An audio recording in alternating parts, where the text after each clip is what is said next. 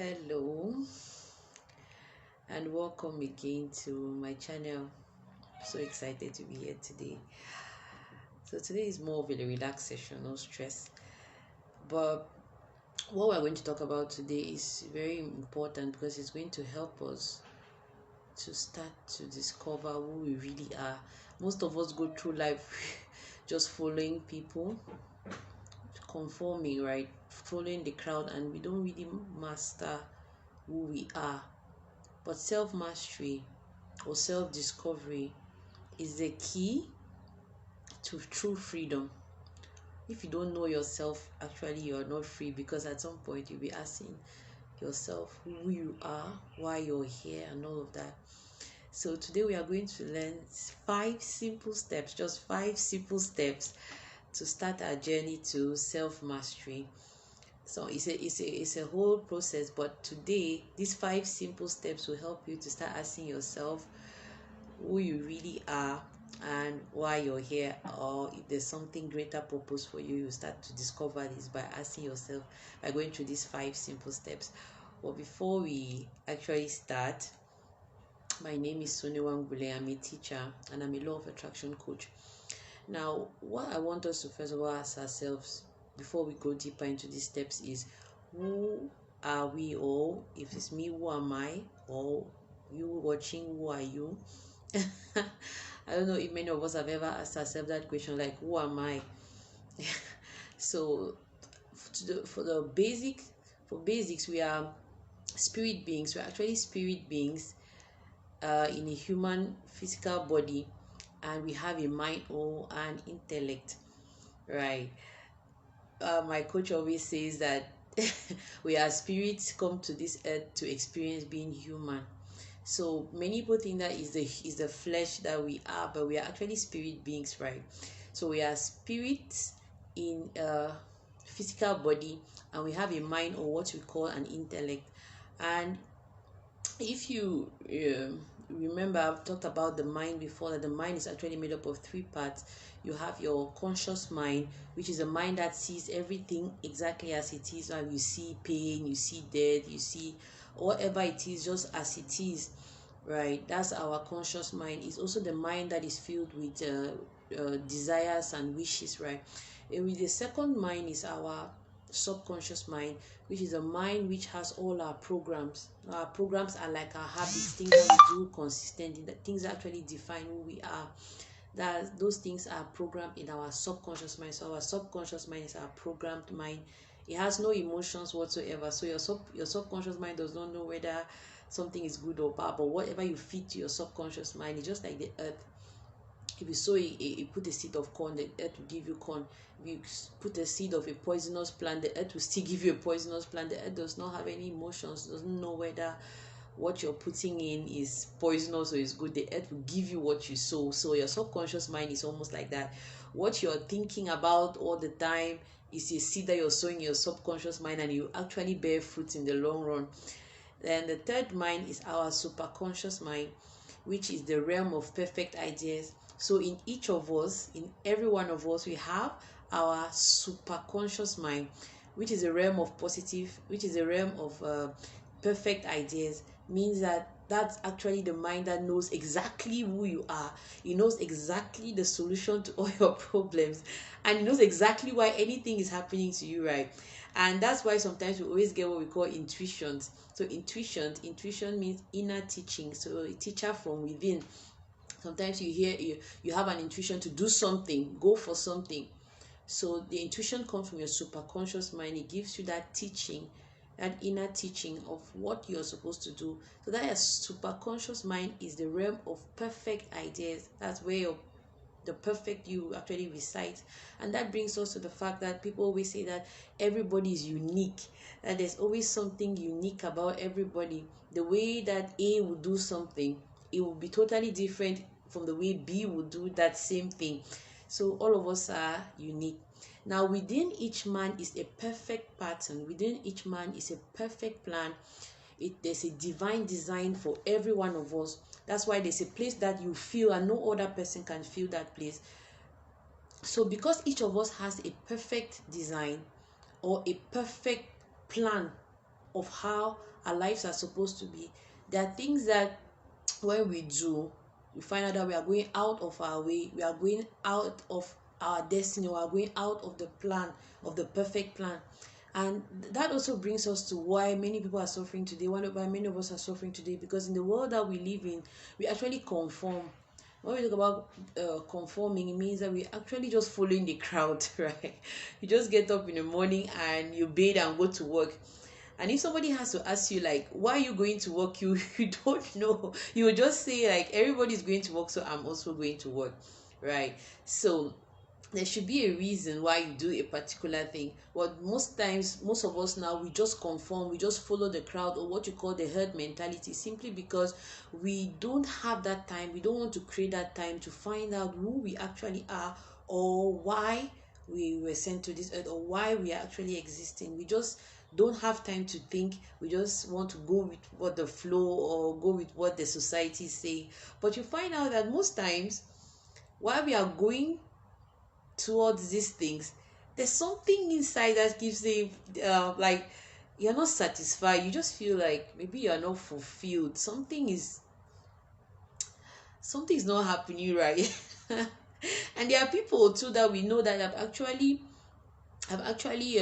had good jobs, decent jobs, and you find them still saying that they lack something. You see somebody is really wealthy, and then he's still saying that, but there's something that I'm looking for. It means that there's a perfect plan that everybody is supposed to do. There's some perfection that we have in each of us, and when we go out of that plan, we feel some sort of lack of fulfillment, right? So somebody will ask me now. Somebody is actually asking me, so where is this perfect picture? Now, this perfect picture is in our superconscious mind. The perfect picture is in our superconscious mind, but it is not hidden from us, because it comes to us as flashes in our consciousness. Sometimes you are conscious and you get a flash of something. Most times these perfect ideas always seem like unattainable, because we just look at them like that. I cannot do this type of thing, it's unattainable, or it seems like something that is so good to be true. But our superconscious mind always sends us flashes of the perfect idea to our consciousness. But most times we look at this like something that is unattainable or too good to be true, right? So in order to know who we really are is very important. Why is that important? Because finding yourself is finding your uniqueness, and finding your uniqueness is your truest freedom.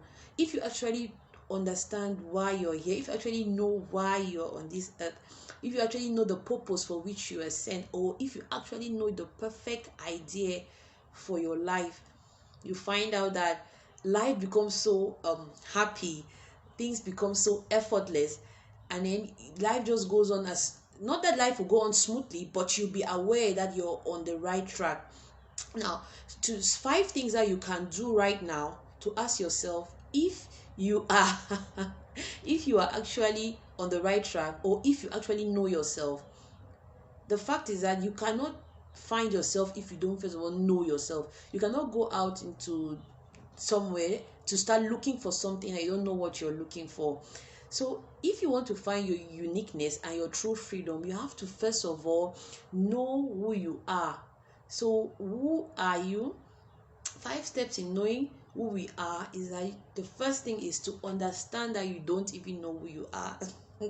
Step 1 is first of all to understand that you don't even know who you are. That brings us to a certain sense of humility, because there are times when you sit and ask yourself, well, who am I really? And you're lost. So if you first of all accept that you don't know who you are, then you can get to the second step to start finding out who you are. So second step is you have to sit and watch yourself like a stranger. That's the second thing you can do. Sit and watch yourself like a stranger. Sometimes you ask yourself, like, what you have said or what you have done today to somebody, is it something that you would like? Is it something that is good about yourself? Because there are times when you do certain things and you look back and you regret, like, I wish I didn't do that.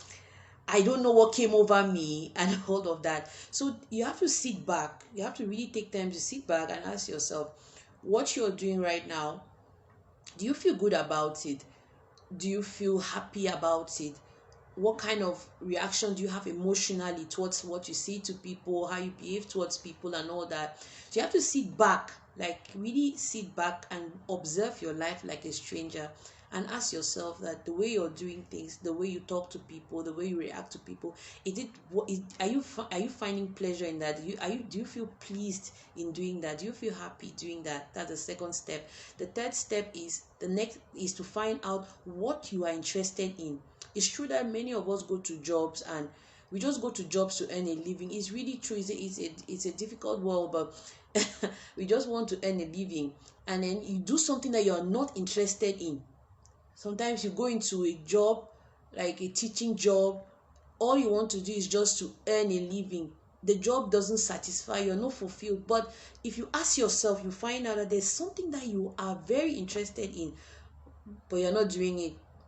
So the third step is to ask yourself right now, what am I interested in? When you get that answer, the fourth step is to ask yourself, what do you procrastinate and why?